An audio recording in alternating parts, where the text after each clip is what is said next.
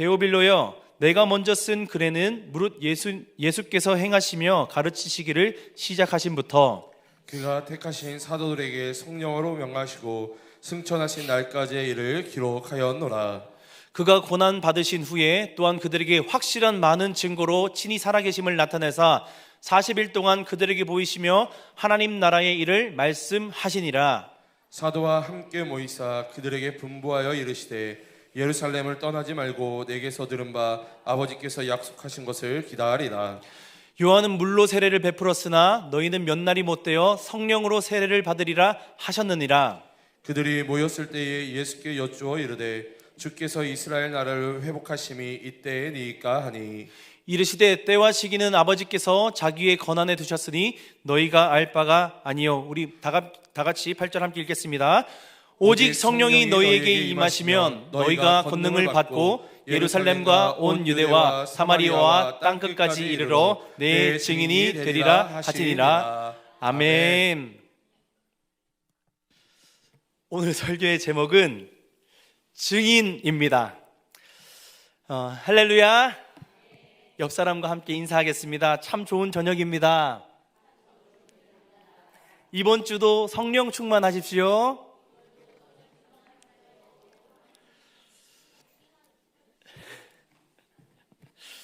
네,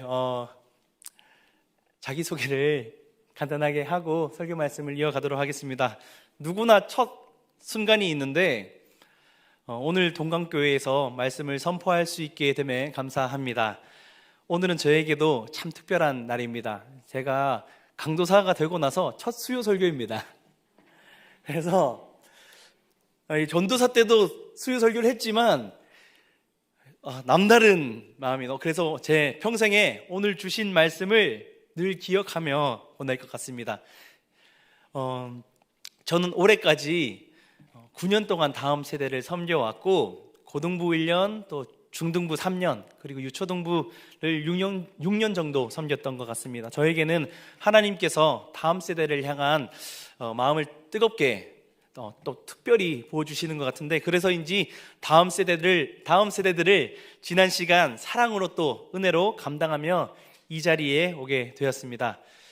제가 여기 와서 동강교회에 와서 보니까 제가 지금 이제 8일에서 9일 차거든요. 동강교회 식구가 된지 근데 이제 제가 느낀 거는 참 좋은 교회에 또 참 과분한 교회에 온 것 같다라는 생각이 듭니다. 일단 교육자실에서 우리 목사님들이 너무 잘해주십니다.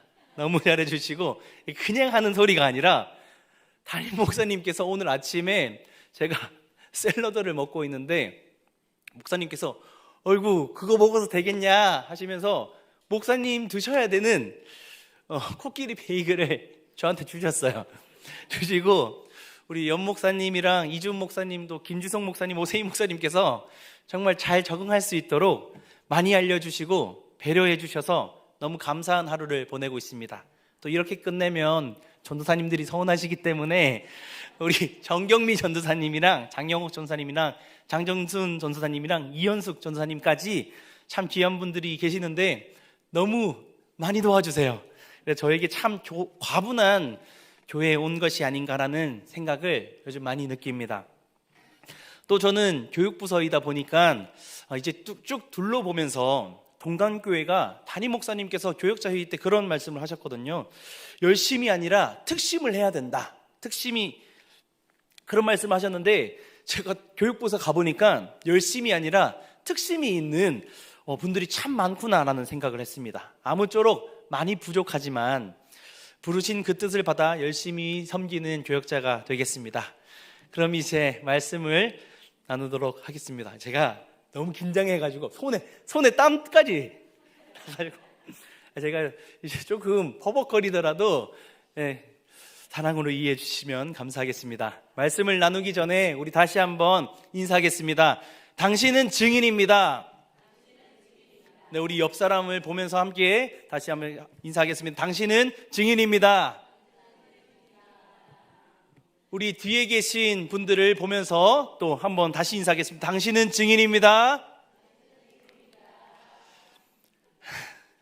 감사합니다. 여러분, 증인의 뜻이 무엇인지 아십니까? 증인. 증인의 뜻이 무엇입니까? 제가 사전에 찾아보니까 증인이라는 것은 어떤 사실을 증명하는 사람이 바로 증인입니다. 어떤 사실을 증명하는 사람. 자, 그렇다면 증인은 그 사실을 직접 보거나 아니면 그 사실에 대해서 정확하게 알고 있어야지만 뭐라고 부릅니까? 증인이라고 합니다. 제가 왜 갑자기 증인 이야기를 하냐? 사도행전에서는 이 증인이라는 단어가 굉장히 중요합니다. 그래서 오늘 말씀에 가장 중요한 증인이라는 단어를 잘 기억하며 말씀을 나눕니다. 사도행전 1장 3절을 보면 예수님께서 승천하시기 전 제자들을 만나는 장면이 나옵니다. 우리 3절을 읽어보겠습니다. 시작.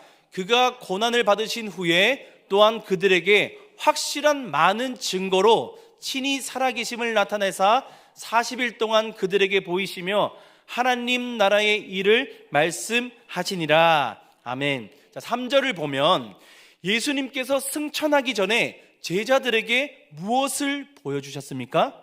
그들에게 확실한 많은 증거를 보여주셨습니다.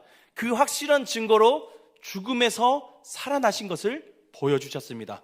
거기에다가 하루만 있다가 하늘로 올라가셨더라, 누구는 보고 누구는 못 봤는데 이럴 수 있지 않겠습니까? 그런데 주님은 이들에게 확실한 증거를 남기시기 위해서 40일 동안 함께 계셨습니다. 그래서 지금 주님 곁에 있는 사람들은 확실한 증거를 가지고 있는 증인들이라는 것입니다. 그래서 주님께서는 40일 동안 그분의 제자들을 가르치셨는데 특별히 성령에 대해서 가르치셨습니다. 4절, 5절을 함께 읽을 것인데 4절부터 함께 읽어보겠습니다. 4절입니다. 사도와 함께 모이사 그들에게 분부하여 이르시되 예루살렘을 떠나지 말고 내게서 들은 바 아버지께서 약속하신 것을 기다리라. 4절 끝에 보시면 약속하신 것이 나옵니다. 그렇다면 약속하신 것이 무엇인지 함께 살펴보겠습니다. 5절입니다. 요한은 물로 세례를 베풀었으나 너희는 몇 날이 못되어 성령으로 세례를 받으리라 하셨느니라. 아멘. 자, 예수님께서 제자들에게 말씀하십니다. 너희들 예루살렘을 떠나지 말고 아버지께서 약속하신 것을 기다려라. 그 약속이 무엇인지 보니 바로 성령으로 세례를 받는다라고 하십니다. 그러고는 5절과 6절 사이에는 단 한 절이지만 시간적 흐름이 발생합니다. 구체적으로 며칠이라고는 하진 않지만 5절을 보시면 몇 날이라고 지칭합니다. 그래서 몇 날이 지난 후 6절이 됩니다. 그래서 5절과 6절을 지나는 사이에 제자들은 몇 날이 못 되는 그 시간 동안 서로 수군수군 했을 것입니다. 야, 주님께서 몇 날이 못 되어 성령으로 세례를 준다고 하는데 성령으로 세례를 받으면 어떤 일이 일어나는 거야? 성령을 받으면 어떤 일이 일어나는 건가? 아마 서로 이야기했던 것 같습니다. 그리고는 얼마 후 그들은 다시 주님 앞에 모였습니다. 그리고는 예수님께서 말씀하신 것이 너무나도 궁금한 제자들은 입을 떼고 질문합니다. 6절을 함께 읽어보도록 하겠습니다. 시작. 그들이 모였을 때에 예수께 여쭈어 이르되 주께서 이스라엘 나라를 회복하심이 이때니까 하니. 자, 제자들이 굉장히 궁금했었던 것 같습니다. 예수님께서 말씀하신 성령을 받으면 무슨 일이 일어나냐? 몸이 고쳐지는 것 아니야? 잘 먹고 잘 살게 되는 것 아니야? 그런 1차적인 이야기가 오고 간 것이 아니라 제자들은 예수님께 굉장히 영적인 질문을 합니다. 6절을 보시면 이스라엘 나라의 회복에 대한 질문입니다. 그래서 제자들은 이 성령을 받으면 이스라엘 땅이 회복되는 것인가? 이제 부활하신 그 주님이 왕 중에 왕으로 오시는 건가? 이 땅을 이제 심판하시는 건가? 라는 질문을 한 것입니다.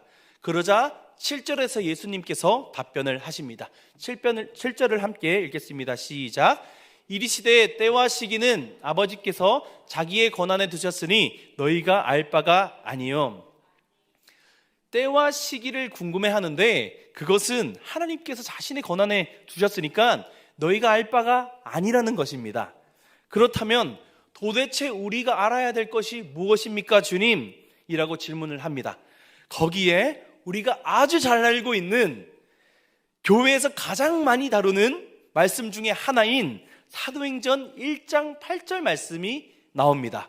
사도행전 1장 8절 말씀을 함께 읽어보도록 하겠습니다. 시작. 오직 성령이 너희에게 임하시면 너희가 권능을 받고 예루살렘과 온 유대와 사마리아와 땅 끝까지 이르러 내 증인이 되리라 하시니라. 아멘. 자, 1장 8절에 오직 성령이 너희에게 임하시면 권능을 받는데 이 권능을 받으면 어떻게 된다고 말하고 있습니까? 바로 내 증인이 된다고 합니다. 자, 여기서부터 굉장히 중요한 내용입니다. 서론에 말씀드렸던 것처럼 사도행전은 이 증인이라는 단어가 굉장히 중요합니다. 그리고 1장 8절에서 드디어 증인이라는 단어가 등장합니다. 오늘 처음 서론에 말씀드린 것처럼 증인은 어떤 사람이라고 했습니까? 어떤 사실이나 사건을 경험하거나 확실하게 본 사람이라고 했습니다. 그리고 성령이 임하면 지금 여기 있는 제자들이 예수님의 증인이 되어버린다고 하는 것입니다.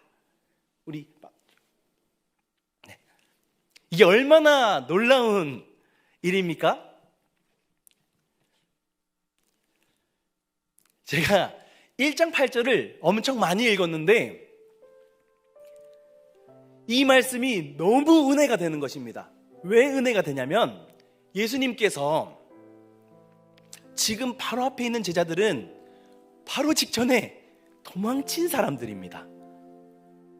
예전에는 어떻게 했습니까? 너 예수님의 제자 아니야? 라는 군인들의 말에 그 제자들을 다 도망친 사람들입니다. 근데 지금 그 사람들에게 예수님께서 다시 한번 말씀하십니다.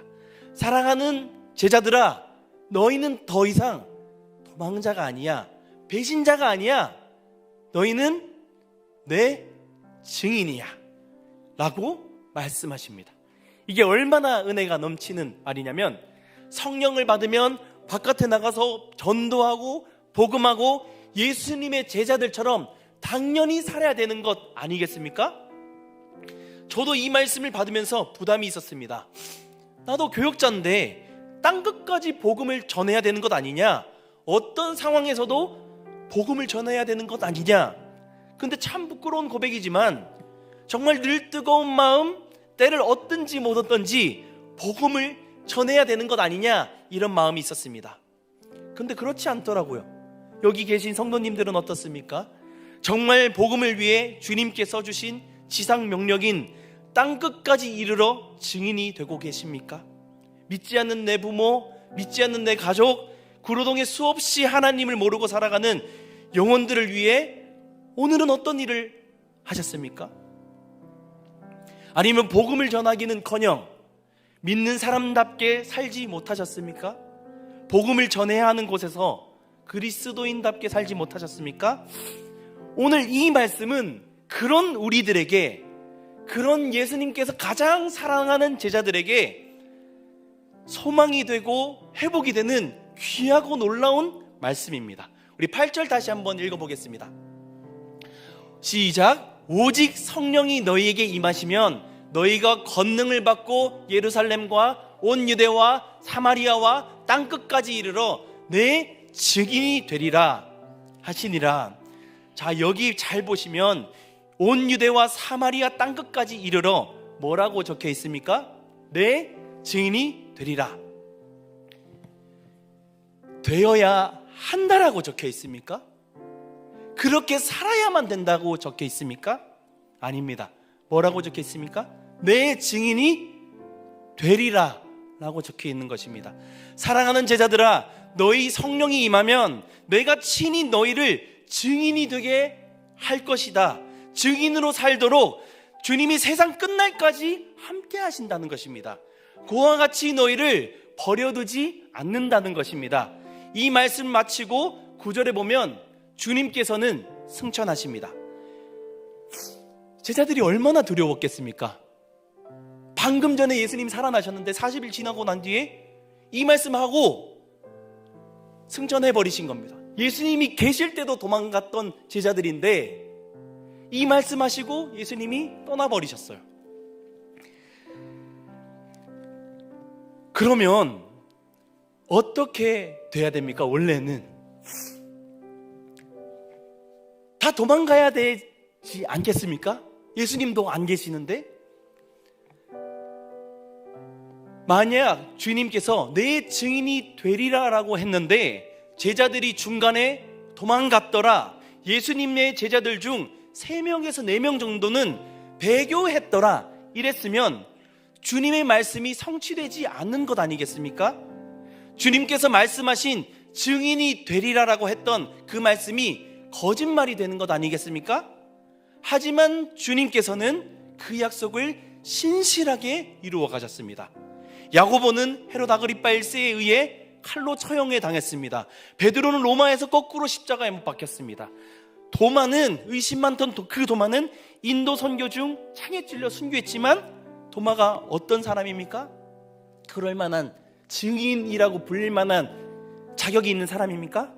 도마는 그 의심 많았던 도마는 제자들 중 가장 먼 곳까지 선교를 간 제자입니다.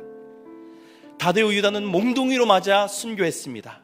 예수님의 제자들이 정말 자격이 있어서 땅끝까지 복음을 전했겠습니까? 예수님께서 곁에 있었을 때도 배신한 사람들인데 제가 이 말씀을 듣는데 얼마나 든든하고 소망이 되는지 늘 하나님 앞에 서면 부끄러운 내 모습이 보이고 과연 내가 잘 해낼 수 있을까? 정말 내가 복음을 전할 수 있는 자격이 있을까? 그런 생각이 항상 듭니다. 그리고 요즘 사람들은 말합니다. 기독교는 끝났다. 사람들은 더 이상 복음을 들으려고 하지 않는다. 길가에 걸어가도 그렇습니다. 어느 누가 예수의 복음을 들으려고 합니까? 그리고 누가 그럴 만한 자격이 있습니까? 근데 주님께서는 그런 우리에게 제자들에게 말씀하십니다. 내가 너희를 증인이 되게 할 것이다. 주님께서 하시겠다는 것입니다. 우리는 그냥 때를 얻든지 못 얻든지 그냥 증인으로 살라는 것입니다. 예수님 시대의 제자들도 우리와 별반 다르지 않았습니다. 예수? 그게 누군데? 그 십자가, 그 저주받은 십자가에 못 박혀 죽은 사람 아니야? 예수 이야기 나한테 꺼내지도 마시오. 거절당하고 핍박당하고 그럼에도 불구하고 주님은 제자들을 통해 자신의 말씀을 신실하게 이루어 가셨습니다. 말씀을 마치려고 합니다. 제가 동강교회에 와서 경험한 사역이 2개가 있는데요. 하나는 땅끝 전도대입니다. 오늘 말씀에 땅끝까지인데 그 목요 예배 설교 말씀을 정하고 땅끝 전도대를 보는데 참 마음이 와닿더라고요. 오늘 말씀 구절에도 있지 않습니까? 밖에 나가서 전도해보면 어떻습니까? 듣는 자마다 다 복음을 듣고 영접을 합니까? 아닙니다. 근데 그 모습을 주님이 보고 계십니다. 우리는 그냥 증인으로 살면 되는 것입니다. 목요일에 얼마나 많은 주님의 증인들이 함께 모여서 기도하고 찬양하고 복음을 전하는지 주님이 우리 동강교회를 축복하실 수밖에 없지 않겠습니까? 다음 세대가 줄어들고 사람들이 점점 줄어드는 현실 앞에 있지만 주님께서 어떻게 이런 교회를 축복해 주지 않으실 수 있겠습니까? 또 오늘은 제가 처음으로 수요 전도에 나갔습니다. 학교 앞에 간 권사님들과 함께 구로초등학교 앞에 갔는데요. 연필을 나눠주면서 전도를 하는데 그래서 아이들이 연필을 받고 어떻게 했냐면 부셨어요. 세동강으로. 권사님은 대수롭지 않게 애들이 자주 부셔요. 이렇게 3등분이 나 있는 걸 보고 마음이 아프더라고요. 또 아이들이 지나가면서 이런 거 안 받아요. 주지 마세요. 주변에 쳐다보는 시선, 부모님들이 쳐다보는 시선, 보안관님이 쳐다보는 시선이 저 사람들 저기서 뭐 하는 거야? 저도 처음에는 야, 이거 어떻게 하면 좋을까? 이렇게 추운 날 권사님들이 나오셔서 복음을 전하는데 아이들이 거절하는 것을 보고 너무 속상하더라고요. 머리는 하얀색으로 다 변하셔서 몸도 불편하신데 이렇게까지 해야 하나? 그런 생각이 들었습니다. 그런데 주님께서 저에게 이런 마음을 주셨습니다. 야, 이게 증인이야. 권사님들이 차에도 제대로 막 못 하셔가지고 허리가 불편하셔서 제가 밀어드리고 그랬거든요. 그리고 차 타고 오는 길에 저에게 그런 말씀을 해주셨습니다. 제가 교회학교 교사를 40년을 섬겼는데 40년 했으면 이제 은퇴할 때 아닙니까? 그런 생각을 하면서 참 부끄러웠습니다. 과연 그러면 나는 70이 돼서 80이 돼서 구로초등학교 앞에 나가서 저렇게 거절당할 수 있을까?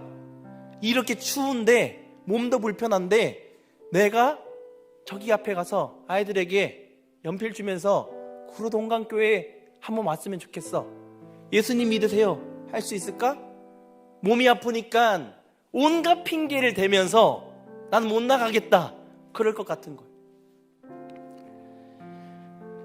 그러면서 그분들을 보면서 주님께서 이분들을 끝까지 증인으로 살게 하시는구나. 우리 동강교회에 수없이 많은 전도대원들 젊어서도 나이가 들어서도 주님을 전하기 위한 증인들이 너무나도 많은 것이었습니다. 그래서 우리 동강교회도 하나님께서 사도행전과 같은 동광행전을 써내려 가고 계시는구나 라는 생각을 했습니다. 주님이 우리 동강교회를 사용하고 계시는구나라는 큰 감동을 주셨습니다. 그러며 주님께 소망이 생겼습니다. 주님, 우리 영아부부터 시작해서 유치부, 유아부, 초등부, 청소년부, 청년부 다음 세대들이 지금 이 자리에 계신 주님의 산 증인들처럼 여기 계신 분들이 다 주님 위에 여기 나오신 것 아니겠습니까? 우리 다음 세대 아이들도 여기 계신 주님의 산 증인들처럼 증인들로 세워 주시옵소서. 우리 30대, 40대들을 증인으로 세워 주시옵소서. 50대, 60대들을 증인으로 세워 주시옵소서. 주님의 말씀을 사모하는 귀한 증인들로 세워 주시옵소서. 우리 동강교회에 증인들로 가득 채워 주시옵소서. 그런 기도가 나오더라고요. 이곳에 나온 귀한 우리 동강교회의 성도님들, 오늘 사도행전의 말씀처럼 성령님이 임하여 정말 증인이 넘쳐나는 그런 살아있는 교회가 되기를 진심으로 소망합니다. 정말 이곳 가득, 이 예배당 가득 주님의 증인들이 넘치기를 진심으로 소망합니다. 다음 세대 아이들이 여러분들처럼 이곳 가득 채워서 산 증인들로 세워지기를 소망합니다. 이곳에 계신 모든 분들에게 성령 충만이 임하시기를 소망합니다. 내 증인이 되라는 그 말씀이 우리에게 강력하게 임하기를 소망합니다. 그리하여 주님께서 동강교회를 보시고 내 증인이 넘쳐나는 교회라는 칭찬을 듣는 교회가 되기를 진심으로 소망합니다.